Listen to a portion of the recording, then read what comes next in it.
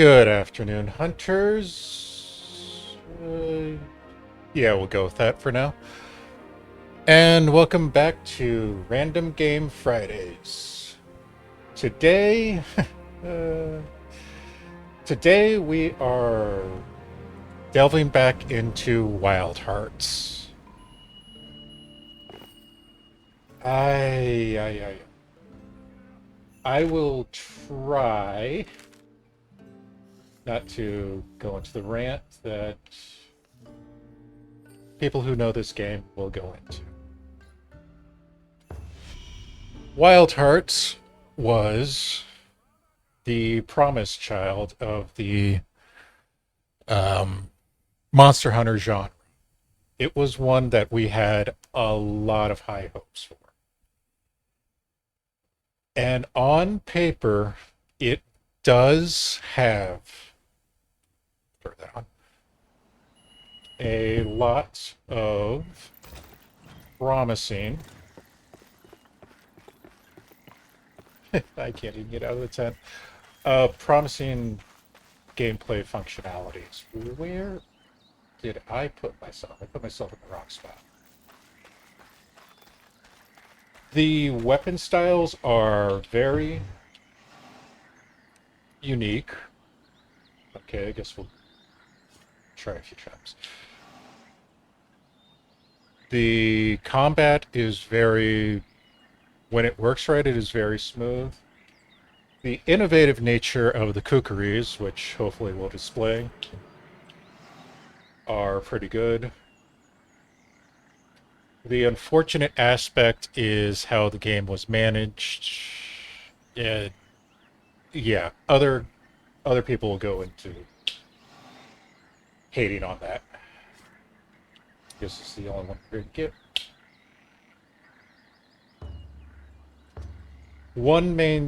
There's a lot of main differences between Monster Hunter and Wild Hearts. Monster Hunter, your multiplayer is up to 4 people, whereas Wild Hearts, you can have parties up to 3, but with how dead the game is. Check. Wake them off. Let me make sure that I turned off.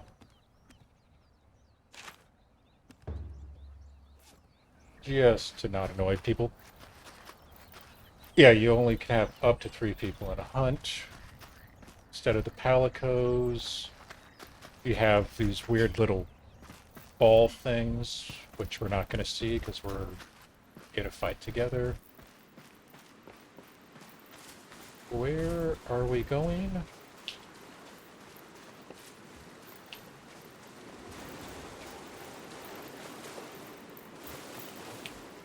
These little, do I use it? These little contraptions are called kookaries. There's different versions of them.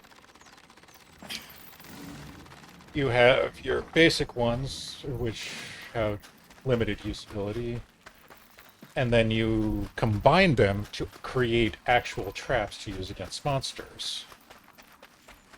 Why I'm getting tutorial, I don't know. I literally cleared this game.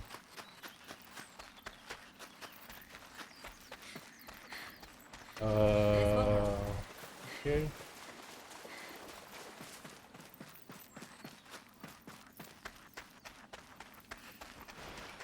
Of course, I don't really remember much about the gameplay. Right now, I'm using what would be the game's bow mechanic, or not bow, heavy bow gun. Basically, a particle beam cannon pea shooter with its own distinct functionality. Kind of mixes heavy bow gun and light bow gun in its own unique way. The monsters are of their own design, different than what you'd normally see. And you basically break parts like you do in any normal Monster Hunter game, but you get bonuses if you actually sap them. There is a Shadow of the Colossus climb mechanic to them. This one's ready.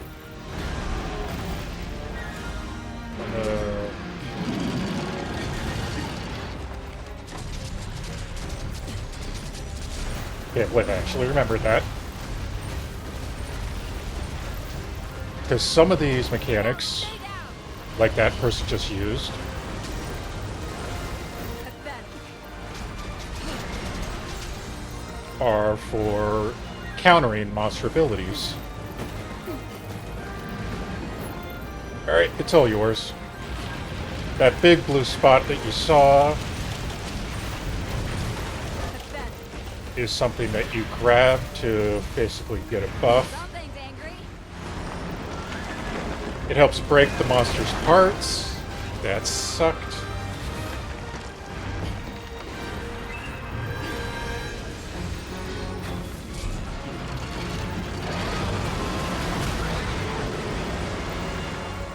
Good.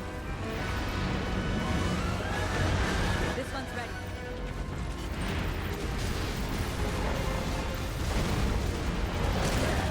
Ow. I'm gonna get folded. Pathetic. Let's see if I can remember something else. Everything's in place. Nope, that's not the right one.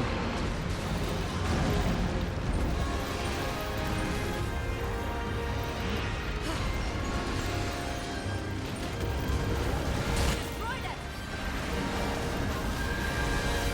that. Let's see. With the beam cannon, you want to charge up the meter.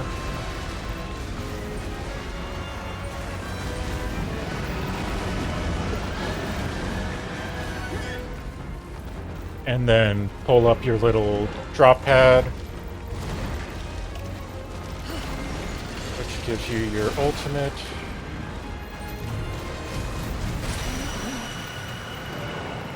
Okay, we're gonna do another hunt. When you take down a monster, this one's all yours wherever you went. They give you the option to do the ultimate kill. Go, man. So that went a lot faster than I was planning on. I am in endgame gear, so the 2-star is pretty low on the end.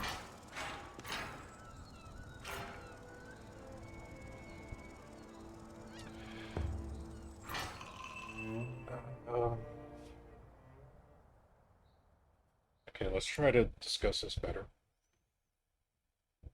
All the weapons have their unique fighting styles. Like the Great Sword is just your typical TCS charging.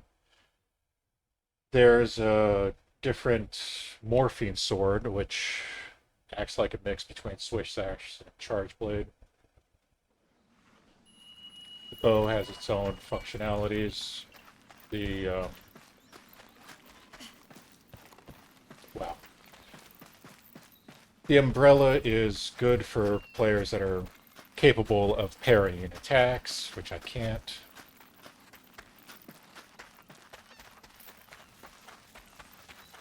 There's a few others. The dual blade is almost like the dual blade in Wilds.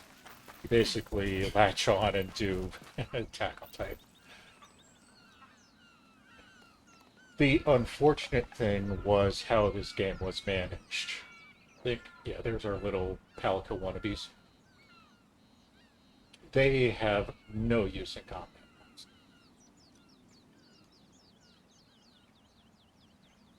The monsters were good design.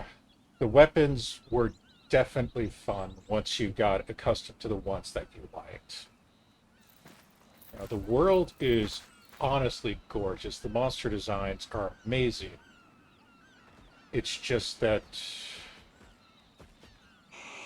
it's not even the devs, because Koei Tecmo was the one that did development, but the production was handled by they who shall not be named.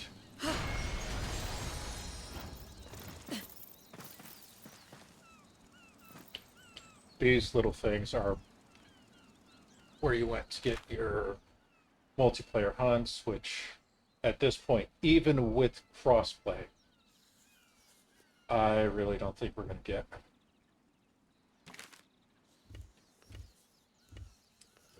I'm not sure if anybody still plays this anymore.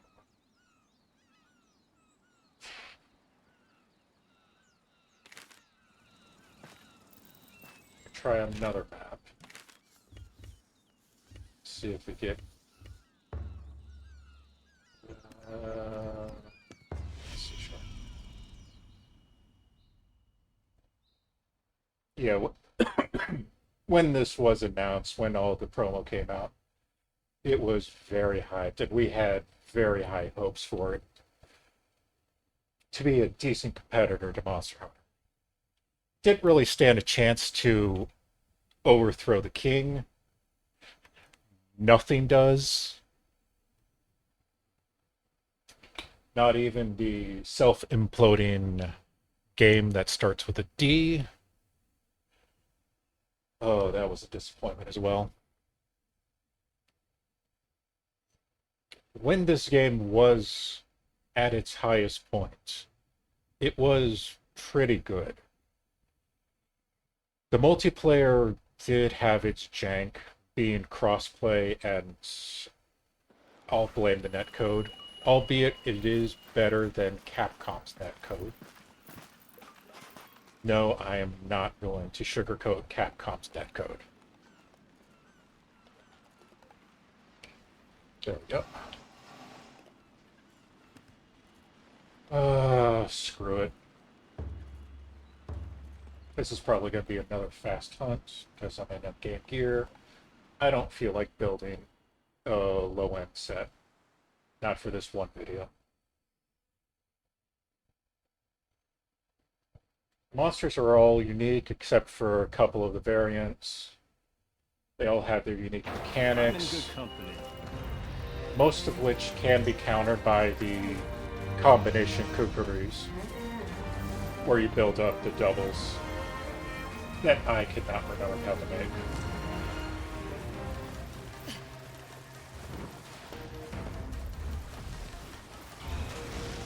And here we have the water version of the Thunder Squirrel. Nope, that was wrong.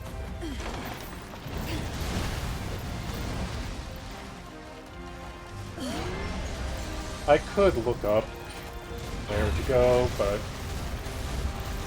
I'm trying to remember this. I am not doing shit. Something's angry.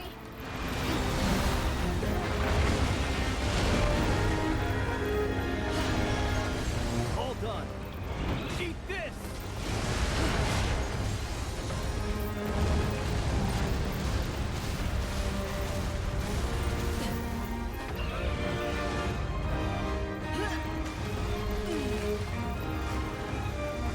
Let's see, is it?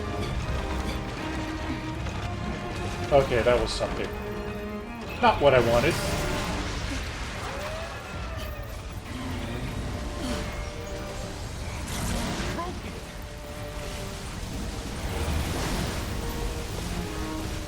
Alright, let's see if we can do a climb. Get up here, Rocky.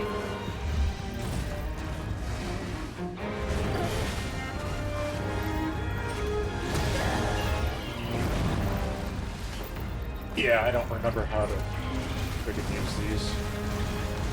Unfortunately.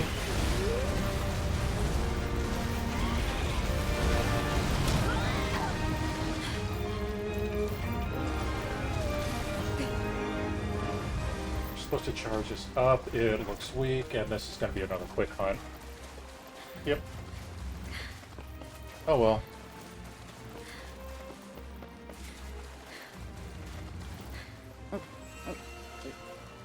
It does have the skill system from the armor and weapons, like you'd see in words. Monster Hunter. The skill system is more akin to like 4th generation GU Ultimate Frontier. Great. Then like Time for battle. Miles and such.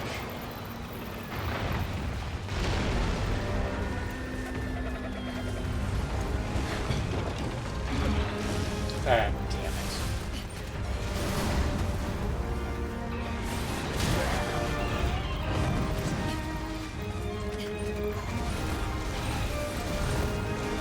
And those blue glowing parts are what you're supposed to go after when you go into the climbing mechanic.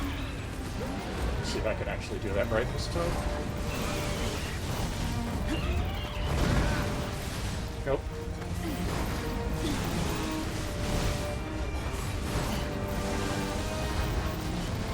Screw it.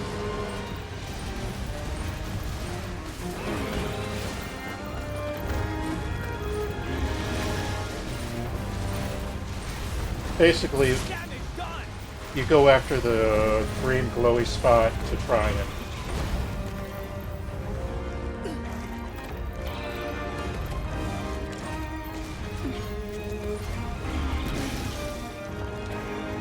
regain all your kukri charges, Down, stay down.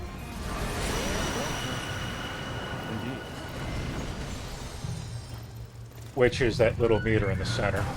And that's how you create your little kukris. They each cost a certain amount.